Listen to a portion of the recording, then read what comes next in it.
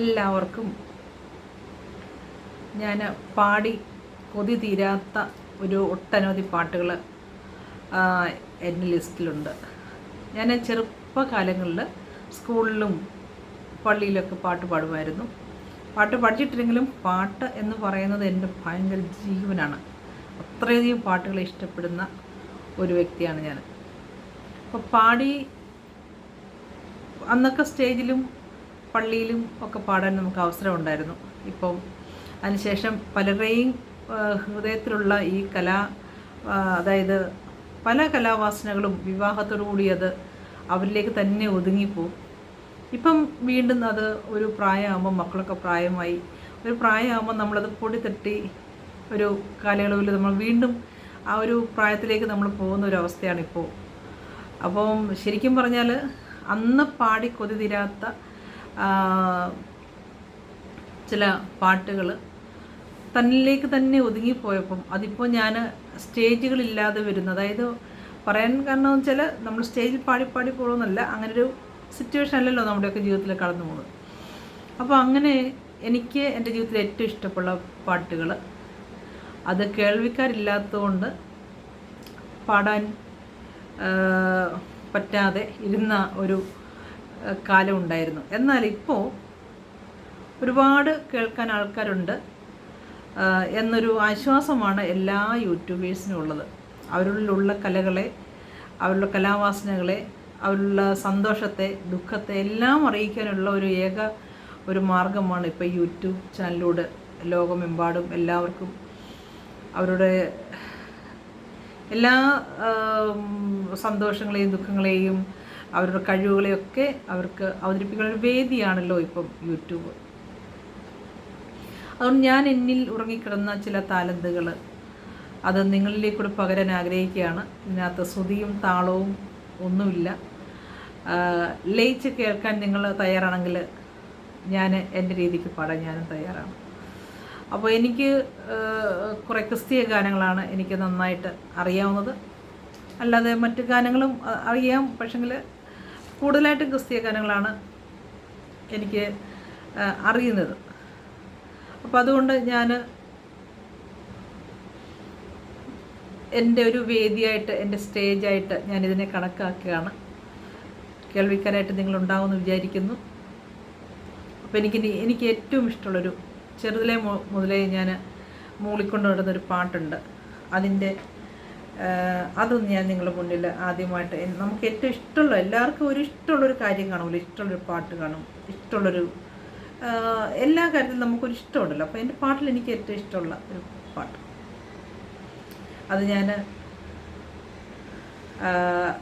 നിങ്ങൾക്ക് വേണ്ടി സമർപ്പിക്കുകയാണ്. നിങ്ങൾ ഏറ്റെടുക്കുമെന്നുള്ള വിശ്വാസത്തോടെ ഞാൻ അത് തുടങ്ങിക്കോട്ടെ.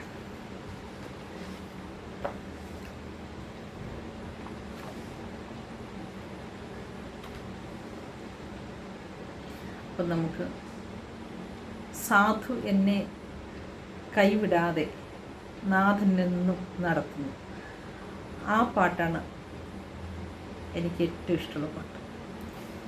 സാധു എന്നെ കൈവിടാതെ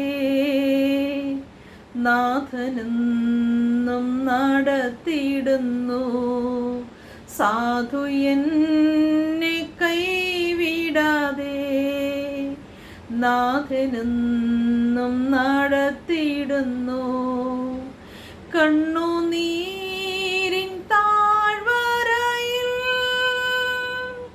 കരയുന്ന വേളകളിൽ, കണ്ണുനീരിൻ താഴ്വരയിൽ കരയുന്ന വേളകളിൽ കൈവിടില്ലൻ കർത്തനെൻ്റെ, കൈവിടില്ലൻ കർത്തനെൻ്റെ, കണ്ണുനീരെല്ലാം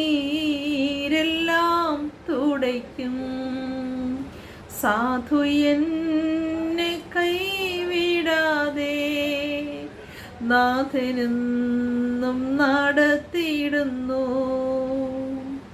കൊടുങ്കാറ്റും തിരമാലയും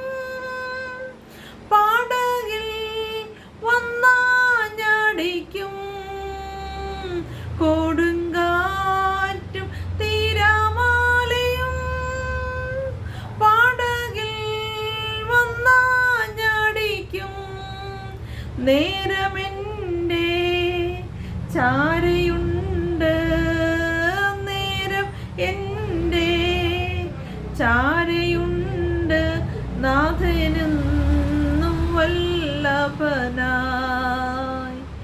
സാധു എന്നെ കൈവിടാതെ നാഥനെന്നും നടത്തിയിടുന്നു. സാധു എന്നെ കൈവിടാതെ നാഥനെന്നും നടത്തിയിടുന്നു. ഓക്കെ, ഇന്നത്തേക്ക് നമുക്ക് ഇപ്പോൾ ഒരു പാട്ടിൽ അവസാനിപ്പിക്കാം. അപ്പോൾ നമുക്ക് ഓരോ ദിവസവും നമുക്ക് ഇതുപോലെയുള്ള പഴയ പാട്ടുകളാണ് എനിക്ക് ഏറ്റവും ഇഷ്ടം. പുതുമയുള്ള പാട്ടുകളല്ല, പഴയ പാട്ടുകൾ. അപ്പോൾ എനിക്കിഷ്ടമുള്ള പാട്ടുകളൊക്കെ ഞാൻ ഇതിനകത്തോട്ട് പാടും. കേൾക്കാൻ നിങ്ങളും തയ്യാറാണെന്ന് ഞാൻ വിശ്വസിക്കുന്നു. ഓക്കെ, അപ്പോൾ നിങ്ങളുടെയൊക്കെ അഭിപ്രായങ്ങൾ അറിയിക്കുക. സന്തോഷം.